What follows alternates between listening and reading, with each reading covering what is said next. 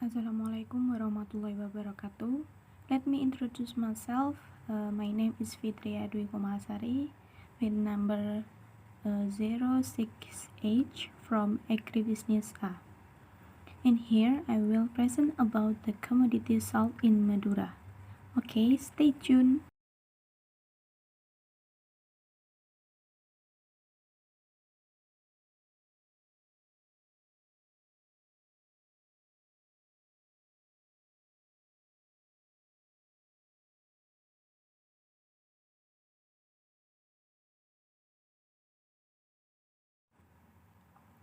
Alasan mengapa saya memilih komoditas garam untuk saya bahas kali ini, yang pertama karena potensi garam di Madura sangatlah tinggi. Hal ini dapat dilihat dari geografis Madura itu sendiri. Dengan potensi yang tinggi tersebut, maka profesi petani garam di Madura juga cukup banyak. Dan bahkan Madura merupakan salah satu sentra komoditas garam untuk memenuhi kebutuhan di Indonesia. Alasan yang kedua, yaitu garam fortifikasi kelor belum banyak dikenal oleh masyarakat. Selama ini, fortifikasi garam hanya dilakukan dengan penambahan iodium. Banyak bahan tambahan lain yang dapat ditambahkan diantaranya kulit buah naga, kulit manggis, dan kelor. Tanaman kelor merupakan tanaman yang dipercaya sebagai salah satu tanaman yang paling bergizi yang pernah dikenal. Daun kelor mengandung vitamin A, B, dan C, kalsium, kalium, besi, dan protein dalam jumlah yang sangat tinggi. Kelor juga diketahui mengandung antioksidan antara lain vitamin A, vitamin B, vitamin C, vitamin E, vitamin K, vitamin B1, vitamin B2, vitamin B3, vitamin B6, alamin, alfa karoten, dan lain sebagainya. Kemudian dari segi preferensi konsumen, sesuai data yang sudah tertera, maka dari segi rasa konsumen menginginkan rasa garam fortifikasi ini lebih berbeda dengan garam iodium karena penambahan dari ekstrak daun kelor. Pada umumnya, rasa garam adalah asin. Garam fortifikasi kelor memiliki rasa yang khas akibat dari penambahan yang berasal dari ekstrak daun kelor. Rasa yang didapatkan adalah sensasi yang diterima saat makanan berada di mulut yang menentukan tingkat kesukaan konsumen. Yang kemudian yaitu warna. Warna dikatakan menarik oleh konsumen dan banyak disukai karena dengan warna hijau pucat yang ditimbulkan dari penambahan ekstrak kelor memberikan pandangan yang berbeda terhadap pemilihan garam oleh konsumen. Karena garam yang identik dengan warna putih. Warna pada produk pangan sangat penting karena berpengaruh terhadap kenampakan sehingga mampu meningkatkan daya tarik. Kemudian tekstur. Tekstur yang diinginkan oleh konsumen adalah dengan tekstur garam yang kasar. Tekstur produk pangan memiliki pengaruh terhadap tingkat kesukaan konsumen. Namun, tingkat kesukaan terhadap tekstur merupakan hal yang sulit dimengerti karena perbedaan akan selera konsumen. Kemudian, pada harga. Sebagian besar konsumen tentunya menginginkan harga garam yang relatif murah yang bisa dijangkau oleh semua kalangan. Keputusan pembelian garam fortifikasi kelor adalah harga yang murah. Konsumen yang menjadi sasaran sebagai responden adalah konsumen dengan tingkat pendapat menengah ke atas. Namun, untuk konsumen tetap menginginkan garam fortifikasi kelor dengan harga yang murah. Harga merupakan komponen yang paling sulit dan paling sensitif dari keputusan yang dibuat para produsen dan berdasarkan fakta bahwa harga merupakan faktor kunci pembelian. Kemudian masa simpan. Masa simpan ini juga menjadi pertimbangan konsumen. Masa simpan yang lebih lama banyak diinginkan oleh konsumen mengingat bahwa karakteristik dari garam yaitu hidroskopis yang dengan mudah dapat menyerap air. Berdasarkan pengujian yang telah dilakukan bahwasanya kandungan air yang terdapat pada garam fortifikasi kelor adalah sebesar 3,60%, di mana hasil yang didapatkan lebih rendah daripada SNI yang ditetapkan yaitu sebesar 7%. Kemudian customer value. Yang pertama, emotional value. Nilai emosional merupakan suatu manfaat yang berasal dari perasaan emosional yang dihasilkan oleh suatu produk. Nilai emosional diperoleh ketika sebuah produk yang mampu membangkitkan perasaan. Kemudian, social value. Nilai sosial merupakan manfaat yang berasal dari kemampuan produk untuk meningkatkan konsep sosial konsumen, di mana hal ini berhubungan dengan persetujuan sosial dan peningkatan citra diri konsumen. Kemudian ada product value. Product value adalah evaluasi mengenai seberapa besar keuntungan yang dapat dinikmati oleh pelanggan terhadap produk yang ditawarkan oleh produsen. Perusahaan dapat memberikan keuntungan pada pelanggan melalui fitur, tingkat keandalan, ketahanan, model, dan desain produk. Kemudian ada service value. Service value adalah nilai yang membedakan suatu produk dengan produk pesaingnya. Nilai pelayanan dapat dilihat dari bentuk atau proses pelayanan yang diterima oleh pelanggan, apakah pelayanannya cepat dan tepat atau tidak. Kemudian ada image value. Image value adalah nilai yang didapatkan dari persepsi pelanggan terhadap keseluruhan komponen yang menghasilkan reputasi perusahaan. Nilai citra dapat dilihat melalui produk, merek, lokasi, dan lain sebagainya. Kemudian rancangan model pemasaran. Yang pertama yaitu selling skill. Selling skill merupakan keyakinan akan adanya pengetahuan khusus yang dimiliki oleh tenaga penjual untuk mendukung hubungan bisnis. Rancangan model pemasaran yang disarankan dalam selling skill yang pertama adalah relationship development atau membangun hubungan baik merupakan fondasi utama bagi penjual. Kemudian ada time management. Time management atau manajemen waktu adalah keterampilan menjual yang utamanya yang wajib dimiliki penjual. Kemudian sales presentation. Keterampilan penjualan ini juga sangat penting karena presentasi ini hampir selalu yang menentukan bagaimana penjualan menciptakan sales closing atau penutup penjualan. Yang keempat ada sales acumen. Sales acumen atau penjualan adalah sebuah proses. Penjualan tidak datang begitu saja, tetapi diciptakan melalui serangkaian aktivitas yang saling berhubungan. Kemudian yang kedua ada personal selling. Personal selling merupakan satu-satunya alat promosi yang digunakan untuk berkomunikasi langsung dengan konsumen yang potensial. Rancangan model pemasaran yang disarankan personal selling adalah sebagai berikut langkah-langkahnya.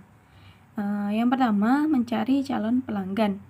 Pada tahap ini, pemasar dituntut untuk mencari pelanggan yang menjadi segmen perusahaan. Kedua, pra-pendekatan. Apabila sudah menemukan calon pelanggan, pemasar harus menjalin hubungan untuk mendapatkan atau membangun kepercayaan. Kemudian yang ketiga adalah presentasi dan demonstrasi. Pada tahap ini, pemasar harus bisa menunjukkan bagaimana barang yang dijual dibutuhkan calon pelanggan. Yang keempat, mengatasi keberatan. Biasanya, calon pelanggan memiliki keberatan untuk membeli produk, seperti keberatan akan harga yang terlalu mahal. Dalam hal ini, pemasar harus bisa mengatasi dengan memberikan diskon atau dengan cara yang lainnya. Kemudian, tindak lanjut atau pemeliharaan. Maksudnya, pemasar harus bisa menjaga pelanggan agar tetap loyal terhadap produk. Sebagai contoh, menelepon pelanggan mengenai produk yang sudah dibeli. Kemudian yang terakhir yaitu penutup atau closing. Pada tahap ini, pemasar harus bisa menentukan apakah pelanggan ingin membeli produk atau tidak. Momen ini baru dilakukan dengan sangat hati-hati, karena sangat berpengaruh atau mempengaruhi keputusan pembelian. Selanjutnya adalah langkah-langkah persiapan untuk pasar ekspor. Yang pertama, menyiapkan dokumen legalitas usaha untuk ekspor. Di sini terdapat 4 syarat dokumen legalitas bagi eksportir, yaitu SIUP atau Surat Izin Perdagangan oleh Dinas Penanaman Modal Pelayanan Terpadu Satu Pintu atau DPMPTSP Kabupaten atau Kota. Kemudian TDP atau Tanda Daftar Perusahaan oleh Dinas Penanaman Modal Pelayanan Terpadu Satu Pintu DPMPTSP Kabupaten atau Kota. Kemudian NPWP atau Nomor Pokok Wajib Pajak oleh Kantor Pelayanan Pajak. Kemudian yaitu NIK atau Nomor Identitas Kepabeanan oleh Ditjen Bea Cukai. Kecuali NPWP, beberapa daerah sudah menerapkan online untuk ketiga dokumen di atas. Dengan catatan, berkas dan persyaratan yang diminta sudah lengkap.